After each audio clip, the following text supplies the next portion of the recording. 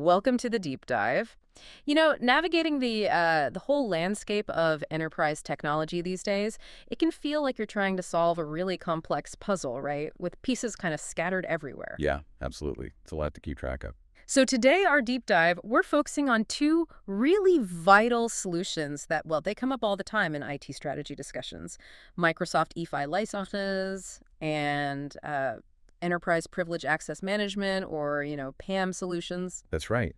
And our mission today really is to cut through some of that complexity. We want to distill the essential differences and, just as importantly, maybe where they actually work together based on the material you've shared with us. Exactly. Because understanding these, it isn't just about listing features, is it? It's about making genuinely informed decisions for your organization. Yeah. For security, yes, but also for productivity. Couldn't agree more. We've got a really good stack of sources here comparing E5 and PAM, and the goal is simply to pull out the most important insights for you. So by the end of this, you should have a much clearer grasp of, well, what they are, how they're used, and the sort of key pros and cons. Let's jump in. Sounds good. Okay, so to kick us off, let's just level set, make sure we're all on the same page about what we're actually talking about here. First up, the Microsoft E5 license. As our sources describe it, this is a pretty comprehensive enterprise subscription plan.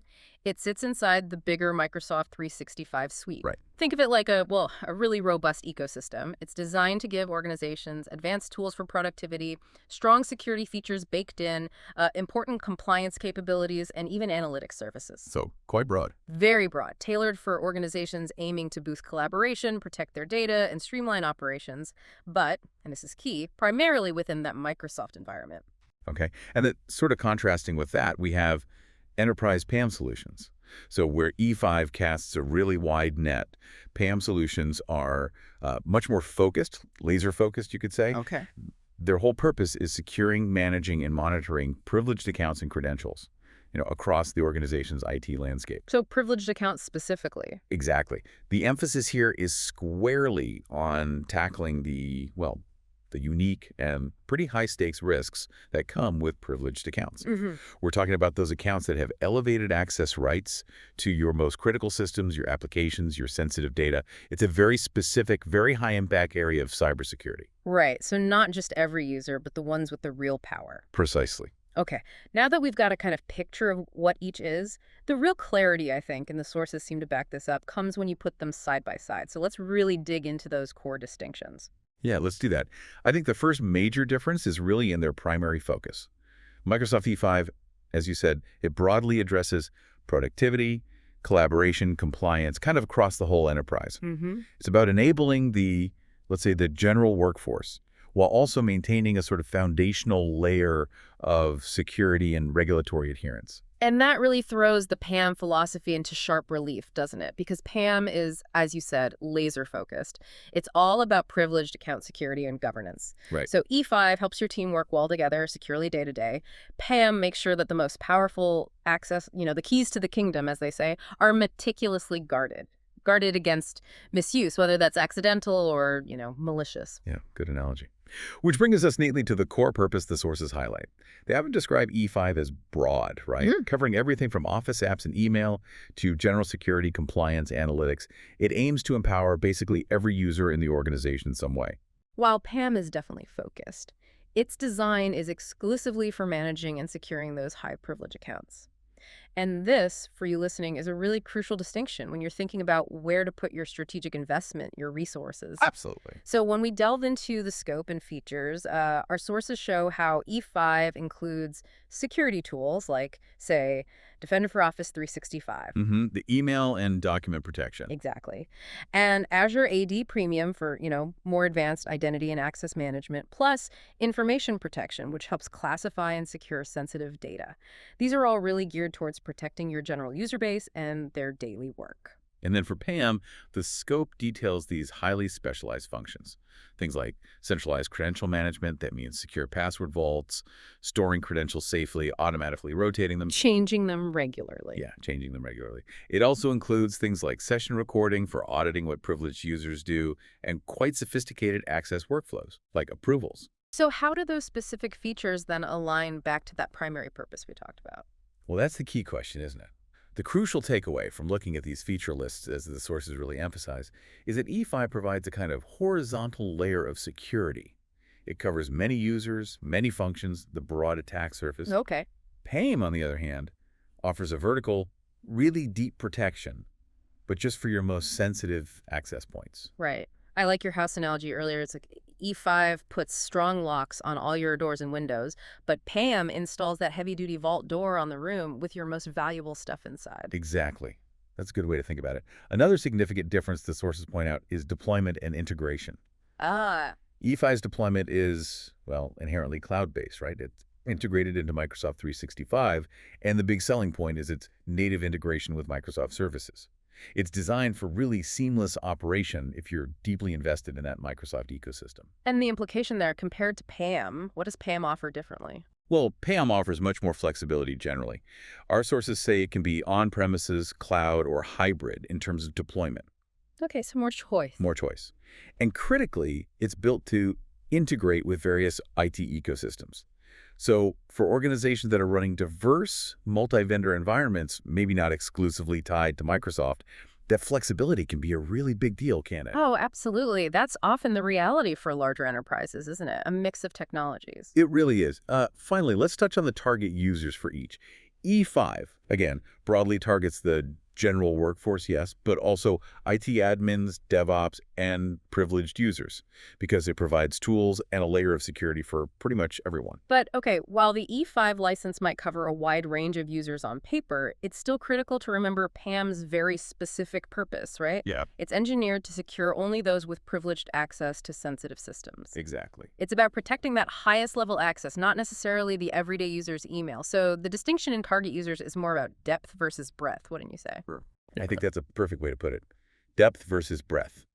So, okay, with those clear distinctions mapped out, the next really crucial question for you, our listener, has to be, when do I actually use one over the other? Or prioritize one? Let's look at the practical use cases from the sources. Right.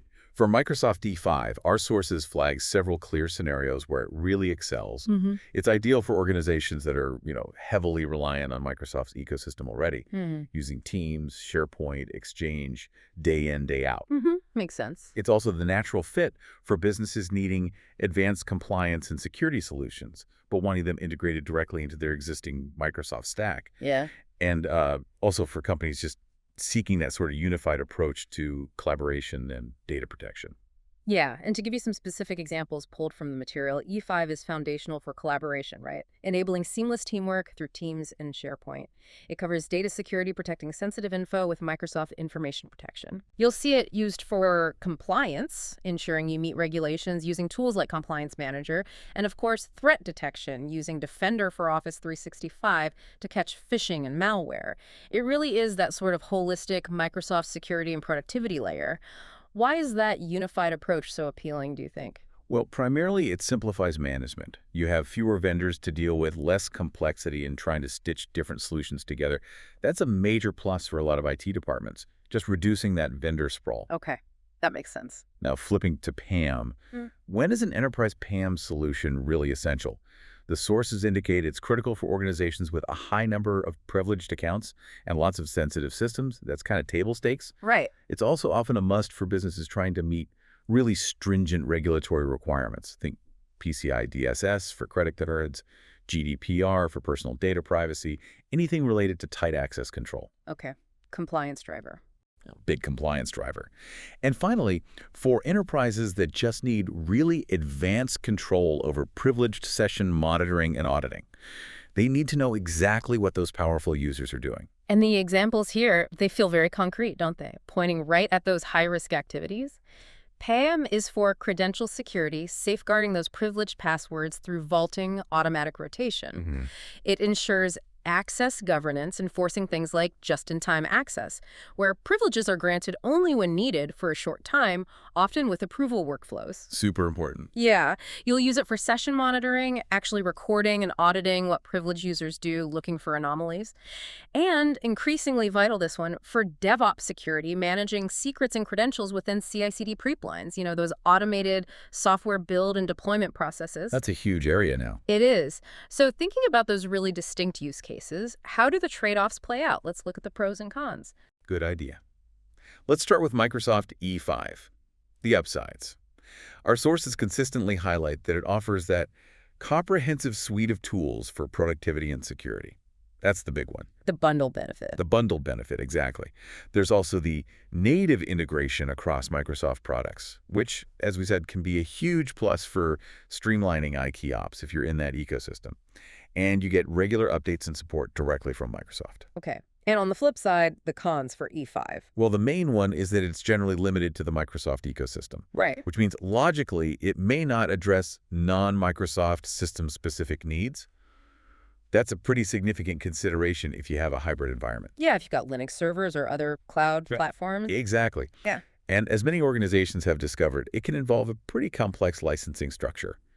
For an organization looking at E5, what are some of the common sort of pitfalls they should watch out for when they're trying to navigate that complexity? That's a really critical question. Our sources suggest the complexity often stems from just the sheer number of included services and all the different tiered options.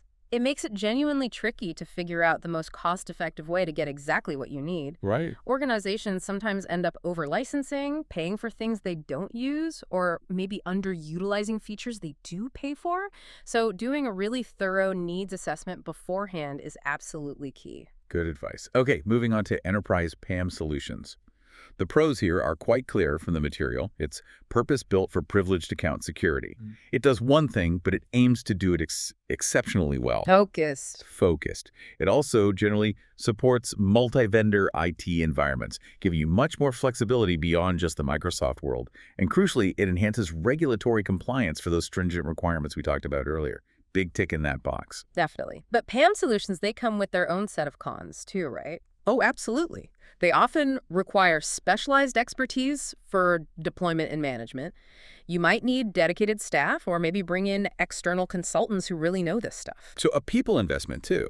Definitely a people and skills investment. They also may involve higher costs for implementation, partly due to that specialization and just the critical nature of what they protect. Makes sense. And finally, there can sometimes be complexity in integrating with certain legacy systems, which is, a common headache in older established IT infrastructures.